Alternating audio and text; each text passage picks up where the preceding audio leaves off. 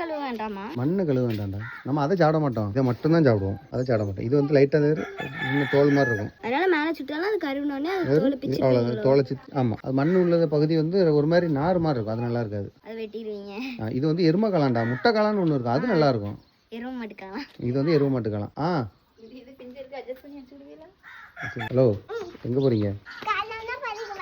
காளானா பறிக்க புரியல, பொறிக்க புரியல. ஏய், ஆடாமல் நில்லு, ஆடாமல் நில்லாம்.